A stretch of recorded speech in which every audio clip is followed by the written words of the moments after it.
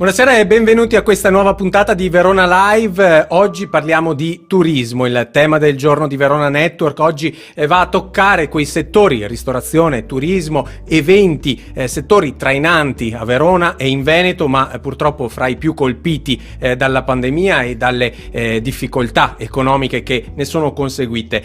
Ai nostri microfoni oggi alla trasmissione Buongiorno Verona, intorno a mezzogiorno, ci sono stati Ivan De Beni, presidente di Federalberghi Garda Veneto, Andrea Lovisetto, segretario di Filcams CGL Verona e Marco Scandogliero, un ristoratore. Oggi, questa sera, invece abbiamo in diretta con noi due operatori del settore degli eventi. Allora diamo il benvenuto a Loris Danielli e Alex Mastini. Buonasera. Buonasera a voi. Buonasera a tutti.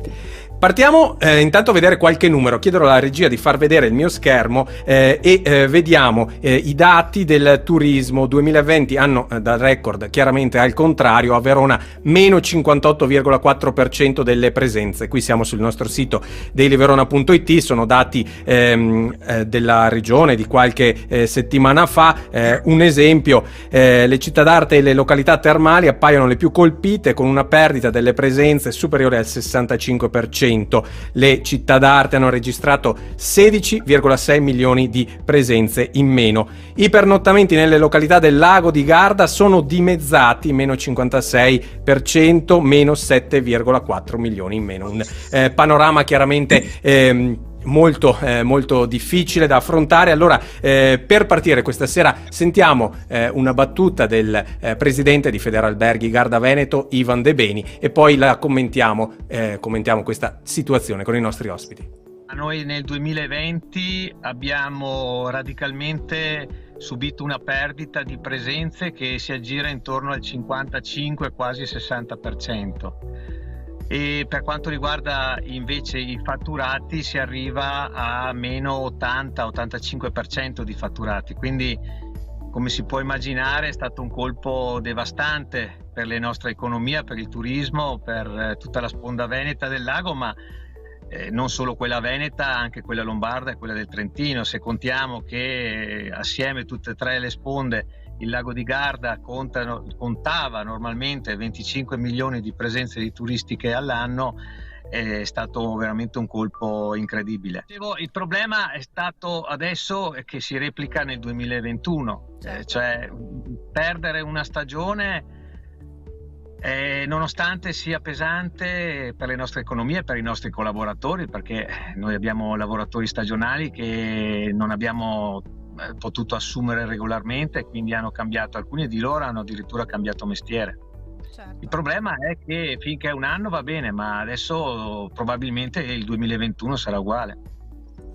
Ecco, partiamo da lei, Danielli. Lei ha una grande esperienza nell'organizzazione di eventi, anche proprio sul lago. Qual è il polso della situazione? Come ha vissuto il comparto degli eventi e del turismo, che chiaramente vanno a braccetto quando gli eventi nascono proprio anche per creare un invito al turista? Come sta il settore? Quali sono i danni che abbiamo visto quest'anno? Ho sentito il mio amico Ivan De Beni con cui siamo praticamente cresciuti assieme, perché io ho fatto 15 anni amministratore di provincia di Verona Turismo e quindi un po' abbiamo gestito tutte l'accoglienza e la promozione del territorio della provincia di Verona. Con Ivan siamo cresciuti assieme e in 15 anni abbiamo sempre avuto il problema inverso, quello della crescita. Sentirlo adesso e sapendo purtroppo com'è il settore, il lago di Garda che in pochi anni è cresciuto quasi di un 50-60% e lo scorso anno ha avuto il tracollo, meno metà presenze, e quest'anno sta soffrendo ancora di più. Questo mi piange il cuore, anche perché ovviamente dal turismo sono collegati tutti gli altri settori come il nostro, gli eventi, che gli eventi possono anche generare ovviamente turismo. La situazione la conoscete bene tutti. Si pensava che il 2020 fosse l'anno peggiore, in realtà è il 2021 l'anno peggiore. Il 2020 abbiamo avuto un blocco praticamente di 3 mesi. Insomma, siamo entrati in lockdown a marzo, ne siamo usciti a fine maggio, primi di giugno, e io mi ricordo così con tutti i comuni del lago abbiamo iniziato lentamente a proporre qualcosa, dopo non abbiamo fatto grandi numeri, però almeno c'era la spinta, c'era la voglia di ripartire. Adesso praticamente c'è rassegnazione, c'è grande confusione, e quindi andare a parlare anche con gli amministratori, tra cui uno è Ivan De Beni, e ovviamente anche loro sono spiazzati, non sanno più cosa dire. Abbiamo avuto il problema della seconda e adesso siamo alla terza ondata. Il problema dei vaccini, si pensava che a marzo-aprile ci fosse un po' di via libera, il semaforo verde, e siamo in piena confusione totale con i vaccini. Oggi abbiamo sentito il ministro Garavaglia dire sarà il 2 giugno, ma sono date così speranzose, ma in realtà la situazione è molto complessa e molto drammatica. Giustamente riferiva Ivan De Beni, tante persone il cui know-how era di anni hanno dovuto cambiare lavoro. I nostri allestitori, che hanno avuto grande crescita e soprattutto grande professionalità, si ritrovano a fare lavoretti da pochi euro. E dove è andata a finire quella professionalità? Questo è il punto interrogativo, ovviamente, poi il calo di occupazione che fa rovinare un territorio, soprattutto la provincia di Verona, che conosciamo, vive di turismo a parte. Sicuramente. Lei, Mastini, passiamo invece all'altro nostro ospite, con la sua agenzia, lavora molto anche con le aziende, con gli eventi aziendali. Ovviamente le aziende purtroppo anche loro sono in difficoltà, e quindi dal vostro punto di vista invece come avete visto le aziende che appunto immagino si trovino in difficoltà anche a organizzarli questi eventi e a proporli? Sì, e appunto noi il 90% del nostro fatturato ormai è proprio con eventi aziendali. E ovviamente, come appunto si diceva prima, dall'8 di marzo dell'anno scorso tutto bloccato, e siamo riusciti a fare poco a settembre, per cui sugli eventi aziendali direi ancora peggio, perché anche se l'estate appunto sembrava un attimo di ripresa, cioè c'è stata un po' di ripresa, ma ovviamente un evento aziendale deve essere organizzato mesi prima, proprio per la particolarità, ma anche per invitare gli ospiti che magari devono arrivare da altre parti dell'Europa. Per cui tutti quegli eventi, anche quelli un po' più corposi, con ospiti internazionali, sono tutti saltati.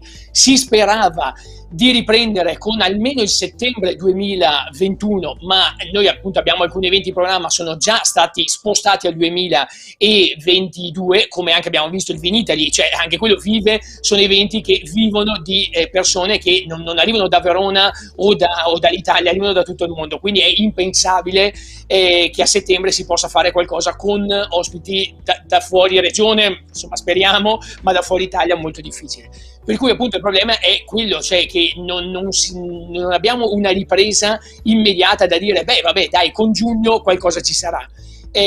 Sarà molto più, cioè è molto più lunga, e mi associo anche poi dall'altra parte col discorso dei fornitori.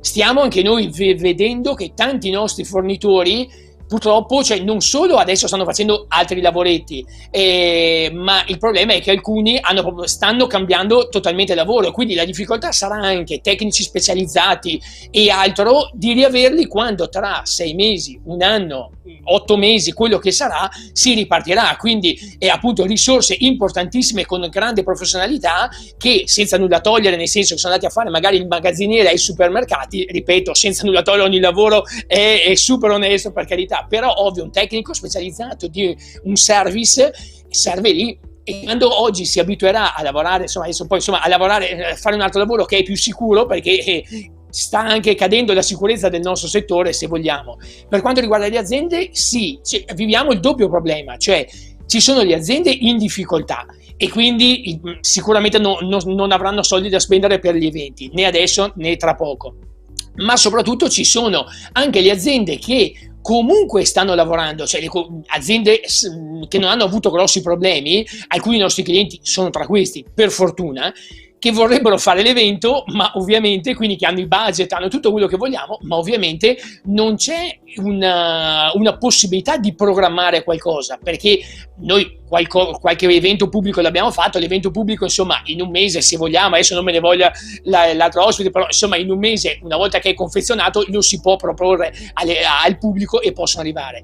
L'aziendale, ovviamente, se devi invitare ospiti, quant'altro, hotel da prenotare e tutto il resto, ovviamente ha bisogno di più tempo. E su questa mancanza anche di chiarezza, diciamo, di orizzonti, ha parlato proprio Scandogliero, che è un ristoratore. Sentiamo la sua battuta oggi. La situazione vera penso che sia sotto gli occhi di tutti. Noi negli ultimi 15 mesi abbiamo lavorato un quadrimestre forse, rimanente un trimestre lavorato esclusivamente a pranzo e il restante siamo chiusi. Quindi questa è la situazione attuale. Voi capite benissimo come intanto le chiusure pesino in modo generale su di noi, anche sul periodo che abbiamo lavorato solamente a pranzo, non sia stato per nulla sufficiente ad aiutarci a mantenere le nostre aziende, prima di parlare di ristori e quant'altro. Ecco, questa è la situazione ad oggi. Noi siamo chiusi sostanzialmente da un anno, senza avere un programma, senza avere delle date precise, senza un programma da seguire. Questa è la fonte più grande della nostra preoccupazione. Ecco, Danielli, lei che magari opera anche con eventi che si programmano da un anno all'altro, magari, cosa significa dover poi fare un po' le corse? Perché diceva il suo collega, chiaramente un evento di certo tipo si può fare anche in un mese, ma certi altri eventi hanno bisogno di una lunga programmazione. Come si fa in questi casi? Come vi state organizzando? No, stavo riflettendo sulla considerazione che faceva il ristoratore. Perché noi che organizziamo eventi e che siamo nelle piazze, come Alex lo sa benissimo, se non c'è l'entusiasmo e la voglia di fare squadra, fare gruppo, alla fine, e in questa situazione particolare effettivamente sta scomparendo questo entusiasmo, alla fine non hai più neanche la forza di fare da locomotore. Io insomma sono praticamente da 40 anni che sono a fare eventi dalla piccola sagretta del paese sotto casa fino a tutto il lago di Garda. Però mi sto rendendo conto proprio in questo periodo che forse non vale più la pena rischiare una programmazione di un anno prima, rischiare le condizioni meteo, rischiare l'eventuale flop per dopo margini sempre più ristretti, e ti sposti su altri settori, come prima giustamente Alex diceva. Tutti quei tecnici specializzati che hanno una certa professionalità e sono partiti da una passione, il tecnico dell'audio, del suono, del video e tutto, però non porta a casa lo stipendio da un anno e va a fare il magazziniano al supermercato, va in fabbrica, ovviamente si adegua. Noi che a un certo momento dobbiamo progettare, proporre e andare alla ricerca di sponsor, finanziamento, con questa grande confusione, forse per carità abbiamo anche qualche anno alle spalle, ma chi ti domandi, ma chi te lo fa fare? E allora cerchi magari un progetto un po' più tranquillo che lo puoi fare tranquillamente seduto in un computer, e quindi noi effettivamente ci stiamo un po' mutando con dei progetti di promozione territoriali che fino all'anno scorso neanche pensavamo, perché avevamo tutta una serie di eventi programmati anno dopo anno, mese dopo mese. Questo per dire cosa? Che alla fine servirà una grande spinta e le devono dare gli enti pubblici su questo. Le politiche keynesiane, insomma io ho fatto economia e commercio, no, servivano per rilanciare l'economia. E in questo caso stiamo parlando di una provincia di Verona che ovviamente vive di turismo, vive appunto di movimentazione, e quindi tutto l'indotto che va a creare. Però se il turismo non c'è il sorriso, non c'è la forza propulsiva, l'entusiasmo, ovviamente capisco, per carità, si può prendere l'albergo, si può prendere l'appartamento, però noi italiani viviamo con il sorriso, con la voglia di uscire la sera. Ecco. Questo deve far riflettere e il governo deve proporre. Il programma Ristori è uno di questi, alla fine. Ci hanno preso in giro con il famoso decreto sostegno, giustamente Ivan De Beni come presidente Federalberghi Garda Veneto l'ha sollevato. Io dico, perché tu vai a dire dal 30-60% che in realtà dopo è un 2-3% sul fatturato anno? sono briciole queste, e quindi uno ci pensa se continuare l'attività e magari mandare in rovina famiglie e soprattutto una passione. Parlo per me, io sono nato da una passione, ho creato un lavoro, abbiamo creato delle società, abbiamo creato dei posti di lavoro. Ecco, cioè la pandemia sta creando effettivamente, non solo dal punto di vista economico, ma dal punto di vista psicologico e sociale, dei grossi danni che speriamo di superare a breve. Infatti, su questo, prima di sentire di nuovo anche Mastini, chiaramente, chiedo alla regia di vedere il contributo Lovisetto 2, che parla di come, anche dal punto di vista dei lavoratori, si vede questa questione dei ristori. Sentiamo. Non so darti un numero, ma è tragicissima, se posso usare questo aggettivo, perché le persone hanno voglia di lavorare e non di avere dei ristori, perché Verona ha una concentrazione di turismo e ristorazione molto alta, la nostra città è attrattiva, è sempre stata attrattiva sia il centro storico che il lago di Garda, ci sono famiglie intere che lavorano sulla stagionalità estiva, che fanno le stagioni alternate tra estate al lago e inverno in montagna, e il blocco rischia di non vederli fare nemmeno la disoccupazione che di solito sono abituati a fare ciclicamente. Ci sono, noi li chiamiamo gli stagionali storici, quelli che da anni che vivono con la stagionalità e sono abituati a fare mesi di lavoro e mesi di pausa. Questa pandemia li ha completamente lasciati a casa e poco valgono purtroppo tutti gli sforzi economici che il governo sta mettendo in campo, perché non riescono a recuperare quello che perdono. Ecco, Lovisetto di Philcams CGIL diceva in particolare, al di là del problema ovviamente degli stagionali, vogliamo lavorare, non avere i ristori. Cosa ne pensa di questa battuta, Mastini? Assolutamente. Io ancora l'anno scorso con le prime battute che si facevano, cioè battute intendo anche in TV, eccetera, cioè sempre detto, cioè, vogliamo lavorare, anche il ristoro di per sé non darà, prima di tutto non dà dignità, perché nel senso io voglio guadagnare ma le aziende con cui lavoro vogliamo guadagnare il nostro pane, altrimenti non avremmo inventato delle aziende, non avremmo creato delle aziende da una passione. Dall'altra parte aggiungo e appoggio quanto detto, che ovviamente anch'io, devo dire, mi ero fatto una piccola illusione, dimenticandomi qualche volta che purtroppo siamo in Italia, purtroppo da questo aspetto, e delle promesse non mantenute, almeno per il momento, di questi ristori. Noi abbiamo avuto una perdita della nostra azienda di oltre l'80%, ovviamente, come quasi tutti quelli del settore, anche perché, piccola parentesi, ricordiamoci sempre, un ristoratore, per quanti amici ne ho, compreso anche Marco Scandoliero, eccetera, è comunque, come ha detto, sì, qualcosa è riuscito, nel senso, quando domani danno l'apertura, magari a pranzo qualcosa riesce a fare, quindi dico, pur essendo briciole di quello che deve fare un'attività. Purtroppo l'evento non c'è nulla, cioè nel senso non è che puoi dire ma allora faccio un evento più piccolo e invito meno persone, o lo fai o non lo fai. Purtroppo tutto il nostro settore vive, ma noi come i cinema, come le scuole di danza, cioè come tutto quel comparto che quando è sigillato, non puoi fare niente. Anche la parte del palliativo, del digitale, lascia il tempo che trova. Come diceva prima Loris, io dico sempre, siamo italiani, siamo mediterranei, vogliamo il contatto con le persone, vogliamo il sorriso, come diceva, quindi sì, digitale va bene, come in questo momento facciamo un'intervista, ma io non ho avuto nessun cliente per quanto riguarda gli eventi, quindi dove ci vuole anche proprio la parte artistica, la parte di degustazione, insomma il vino, il cibo che abbiamo, e non ce n'è stato uno che abbia detto ok, facciamo un evento digitale, inventati qualcosa. Tutti dicono aspettiamo quando si tornerà dal vivo, ed è fondamentale la presenza dal vivo, è fondamentale per le fiere ed è fondamentale per gli eventi, per il turismo e per tutto quello poi l'indotto che porta, assolutamente. Per cui sì, il ristoro ci deve permettere di rimanere vivi, perché è quello, cioè con i ristori di certo nessuno di noi si compra né la macchina nuova e né la barca, assolutamente.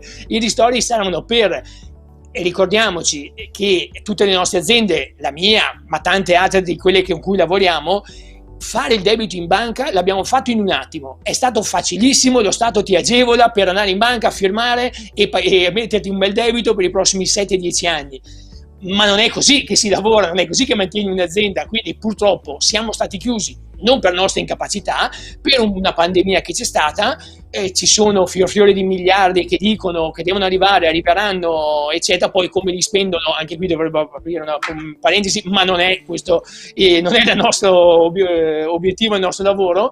Quelli devono servire per darci la liquidità per arrivare fino alla ripartenza. Altrimenti molti del settore, insomma, sono veramente in crisi. Cioè, chi non riesce a tagliare le spese, immaginate, noi abbiamo un ufficio, per cui più di quello, nel senso, le spese sono limitate, ma i catering, i service, cioè quelli proprio che hanno magazzini, che hanno fatto investimenti, perché ovviamente hanno fatto investimenti per i materiali, insomma, è per quello che, cioè, vogliamo lavorare e poter guadagnare. Ovvio, siamo coscienti che si potrà fare quando si è in sicurezza, questo quindi anche da parte dei vaccini deve correre proprio per poter permettere a tutti di riaprire.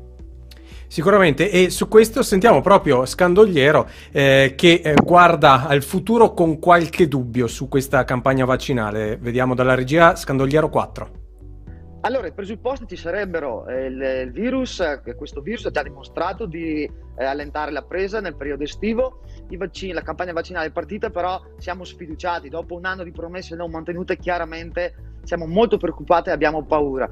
Perché questo? Perché anche la campagna vaccinale è partita a rilento, farraginosa, e quindi non sono stati mantenuti dall'inizio delle promesse anche sotto l'aspetto proprio vaccinale. La campagna vaccinale è partita a dicembre, però c'è stato un anno per metterla in piedi. Si poteva sicuramente fare meglio, si poteva già strutturarla anche senza vaccino in mano, chiaramente. Quindi non vedo perché in Italia noi ci troviamo sempre a giocare alla rincorsa. Siamo stati i primi ad essere stati colpiti dalla pandemia e saremo gli ultimi ad uscirne, forse con la benevolenza di Dio. Quindi già questo dimostra, credo in modo netto e palese, l'inadeguatezza totale del governo centrale di Roma, l'inadeguatezza nella ricoprire i ruoli che gli sono stati affidati. Credo che sia sotto gli occhi di tutti e non si fa altro che ogni volta ribadire questo. Quindi siamo fiduciosi? Assolutamente no, perché oramai vogliamo toccare per credere. Scandogliero molto, molto duro sul governo, i due governi che si sono trovati ad affrontare questa emergenza. Una situazione difficile, lo dicevamo anche prima, anche dal punto di vista morale per voi e per i vostri collaboratori. Su questo c'è questa fiducia o prevale l'abbattimento? Partiamo di nuovo da Danielli. Allora, lavorando in questo settore, come dicevo prima, che deve necessariamente godere di entusiasmo e di sorriso, bisogna, altrimenti chiuderemo baracche e burattini e cambieremo lavoro. Dicevo prima, insomma, siamo passati dalla spinta propulsiva dello scorso anno a un minimo di rassegnazione. Quello che mi spaventa non è tanto il governo italiano, purtroppo l'incapacità dell'Europa. Se avete visto, la Germania, che solitamente è programmata ed è un locomotore, è andata in crisi con la pandemia, sia a livello di gestione ovviamente dei ricoverati, dei contagiati, ma soprattutto anche a livello di vaccini. È entrato in campo l'America con Biden, ha bloccato praticamente tutti i vaccini e noi Europa siamo rimasti a secco, quindi andando in crisi con tutto il sistema. Cioè, questo purtroppo non è facile da gestire. E dopo è logico che a cascata prima viene la salute, prima viene il lavoro e dopo viene il divertimento. Il nostro settore è stato colpito ancora di più perché alla fine, come diceva giustamente Alex prima, l'evento lo chiudi e tutto il lavoro di progettazione e programmazione che è stato fatto, nessuno te lo riconosce. Cioè, perché noi avevamo un evento lo scorso anno a Padova, che dopo non è stato fatto. Abbiamo battagliato per avere il giusto riconoscimento di un lavoro, perché il 50% di un evento lo fai prima, forse anche il 60-70%, e dopo lo completi con i 2-3 giorni di presenza per la piazza, gli eventi, i concerti e tutto. Ma tutto il lavoro è stato fatto prima, ma chi ti lo riconosce? E quindi lì subentra la rassegnazione, non vai più avanti. Allora io dico, guardiamo avanti, speriamo che effettivamente il mese di aprile e di maggio sia dedicato interamente ai vaccini, sperando che non ci siano le varianti, perché abbiamo già visto tutte le difficoltà, gente già vaccinata che ha passato il Covid e che adesso è positiva ancora, quello spaventa. Però superiamo anche questo, in modo da ripartire, che sia il 2 giugno, che sia il 15 giugno, ma che si riparta soprattutto convinti, non con la confusione, ma con la speranza che si possa riprendere. Dopo questo virus rimarrà come l'influenza che abbiamo, ogni anno ti farà il vaccino, ovviamente i soggetti a rischio e tutto. Entrerà nel linguaggio comune, sarà un nostro compagno, sappiamo anche un nemico, però sappiamo anche come sconfiggere. Però ci deve essere chiarezza, la chiarezza però deve partire dall'Europa, perché noi capisco i governi, capisco tutto, ma se non c'è chiarezza in Europa, ovviamente siamo uno dei 27 paesi. Sicuramente speriamo che la campagna vaccinale serva quantomeno a evitare tutte le forme più gravi e sicuramente liberare gli ospedali, chiaramente. Dicevamo, torniamo pure sulla schermata 3, dicevamo il problema, tra l'altro anche quello che hanno avuto in Germania, un contrasto fra istituzioni locali, governo centrale, cose che abbiamo visto anche in Italia, e speriamo che a tutti i livelli, anche i livelli europei, poi ci sia qualcosa da imparare per poi finalmente risolvere anche questi diverbi sulle competenze. Lei, Mastini, ci diceva che di persona è una persona positiva, ottimista. Cosa dice su questa situazione? Riesce comunque a trovare un aggancio per il suo ottimismo? Allora sì, confermo che normalmente, anzi insomma di solito sono sempre molto ottimista, fino alla fine dell'anno scorso lo sono rimasto e cercavo di tenere su anche il morale di tutti i colleghi. Non che adesso sia diminuito l'entusiasmo, però effettivamente insomma un po' di certezza servirebbe proprio per dire... Cioè è difficile capire quando riusciranno a vaccinare tutta l'Italia o comunque la maggior parte, tutto quello che vogliamo, però insomma il gioco dei colori, una settimana rosso, un arancione, poi i vaccini, partiamo con 500.000 al giorno, no, saranno 100.000, no, poi cioè, insomma anche tutte queste notizie, tutto insomma comincia a smobilitare anche i più forti, ecco, quindi sì, c'è un po' di timore, ecco, ovvio l'entusiasmo c'è, come ha detto anche Danieli, cioè se no non faremmo questo lavoro, noi diamo entusiasmo a tutti quelli che vengono, ai nostri clienti, ai clienti, cioè quindi a tutti quelli che vengono agli eventi, per cui è ovvio che siamo propositivi e positivi.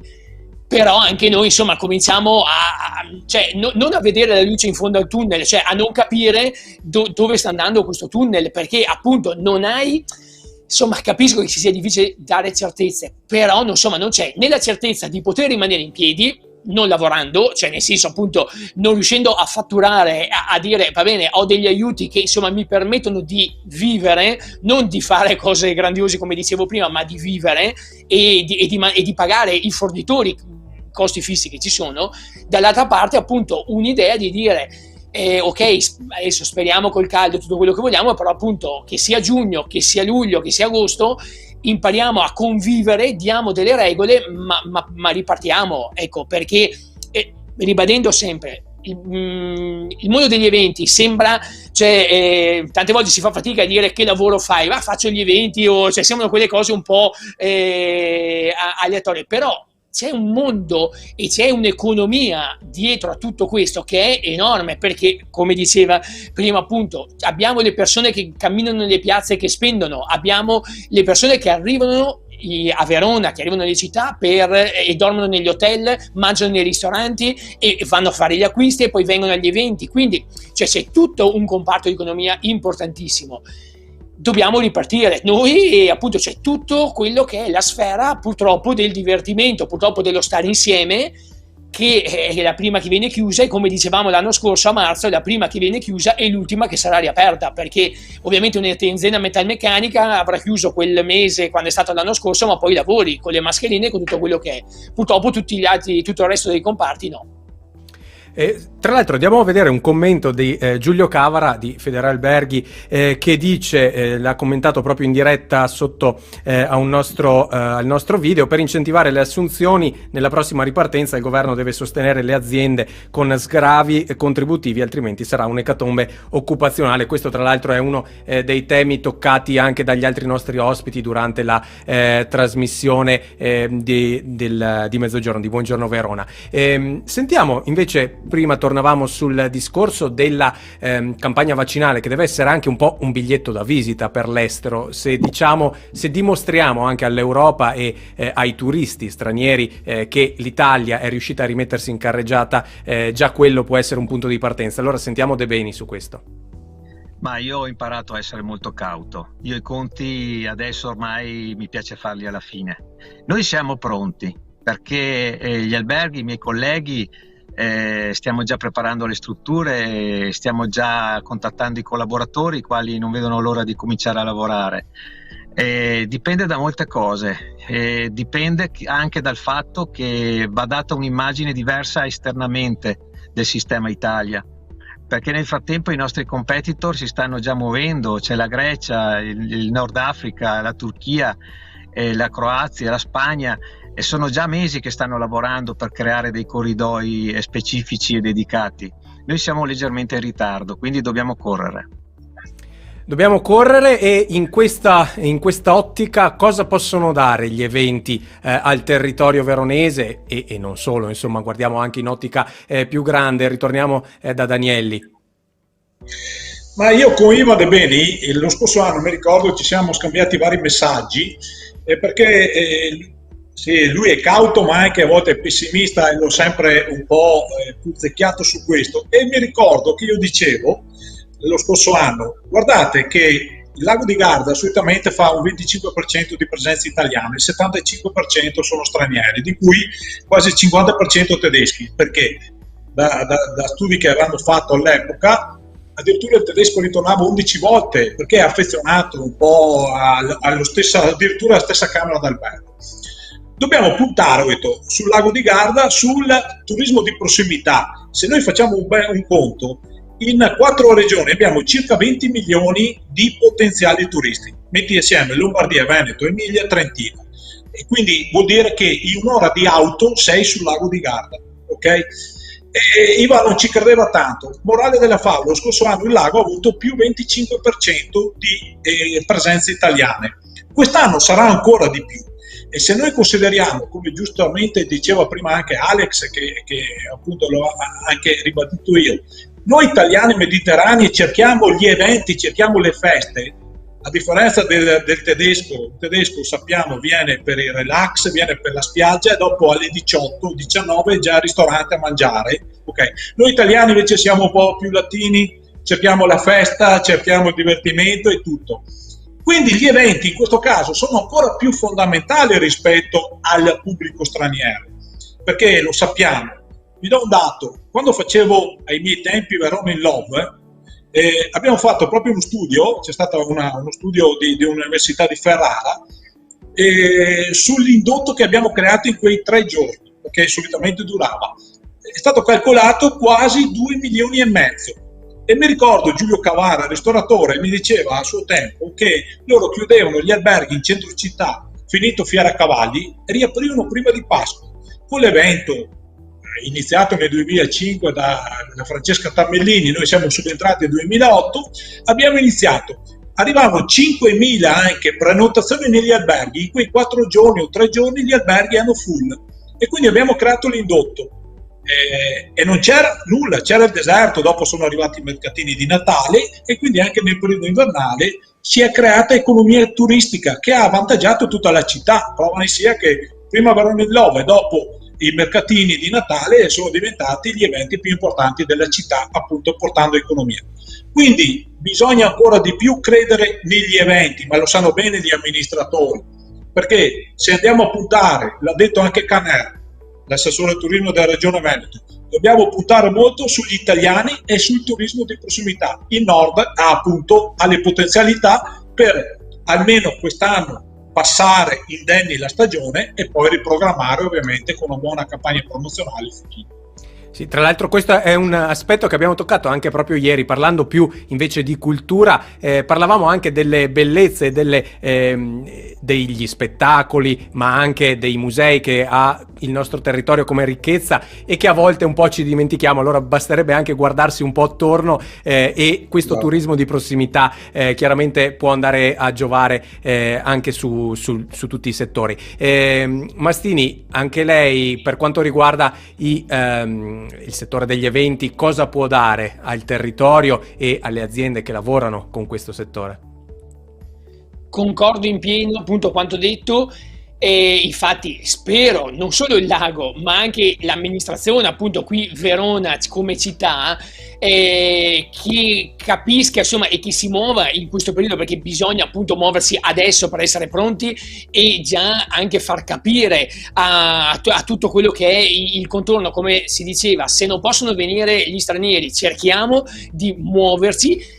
Noi stessi l'estate scorsa penso che chiunque di noi insomma sia andato in vacanza, giustamente invece che prendere l'aereo e andare in giro si va in una settimana, si vanno 2 settimane quando si è potuto un attimo velocemente in Italia, per cui dico, io stesso a dicembre sono andato a Venezia, che erano anni che non me la godevo un po' tranquilla senza tanti turisti, anzi non c'era proprio neanche uno purtroppo, però nel senso vai a riscoprire tutti quegli angoli che normalmente invece magari vai per lavoro eccetera e passi velocemente, quindi assolutamente essere pronti e avere l'idea di organizzare eventi insomma dal più piccolo ai più strutturati, più grandi, cioè in modo che appena ci sia il via libera di averli pronti, come dicevo prima, devono essere pronti, belli inscatolati, appena c'è la parvenza di poter rivivere un attimo normalmente, essere pronti a farlo, ma non a settembre, bisogna essere pronti a lanciarli a giugno, a maggio, quindi maggio-giugno, proprio per l'estate, proprio per,